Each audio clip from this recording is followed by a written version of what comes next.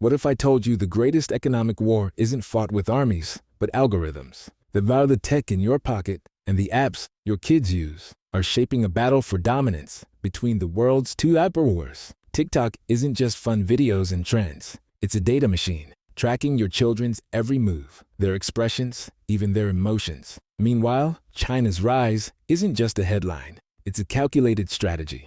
This isn't just about trade. It's about shaping minds, controlling narratives, and the balance of power in the 21st century. Are we ready to face the challenge?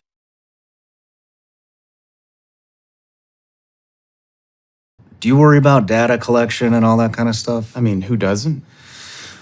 What do they do with the data? Who's they? That's the question. Who is they? Where's our data going? What is it? And why is it so intrusive? Look, I think people over the last, I would say, 10 years, perhaps longer, believe that if you give yourself, let me back up for a second. There's a guy who wrote this book called Life After Google. Very, very interesting book. But basically what he posits is this. When you go on Google, which has the entire body of human knowledge, and you start accessing it, Google is monetizing you, your search history, your Gmails, your everything. And what do they do with it? Well, in the case of Google, they sell it for ad revenue, which is, benign. But Alexa is doing the same thing. We had an Alexa in our home, and then I realized, wait, what are we doing? Why am I voluntarily giving all of my information over to someone? Mm-hmm. And those are U.S. companies that have legitimate businesses that are, selling ads. Where I get a little bit more concerned is when you have folks like TikTok that are collecting information on your kids. And so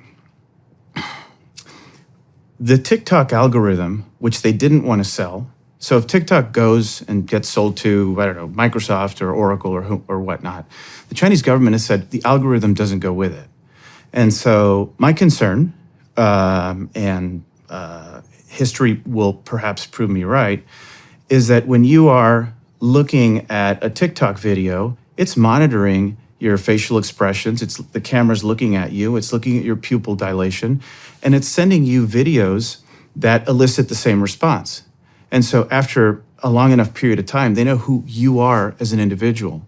Are you a divorced dad, with 3 kids? Are you a 17-year-old that's troubled? And all of that information is going to a firm in China called ByteDance. And who knows what ByteDance is doing with it? And who knows if they can inject things in the video feeds that make you think a different way, maybe make you think a different way about your country, about your value system, about China. Maybe it encourages people to accept the fact that China is going to win in everything, and we may just as well become accustomed to that. That to me is frightening. I'm less concerned about Google and Facebook and so forth, although I don't want to voluntarily give my information away. And so what I've done over the last number of years is I don't use text messages. I use Signal. Even when I call my wife, I speak to her on Signal.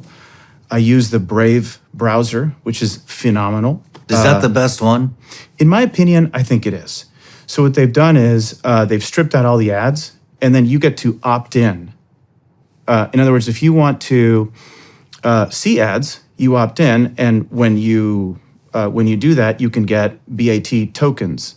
So you can get paid for looking at ads. But if you don't want to look at ads, you don't look at ads.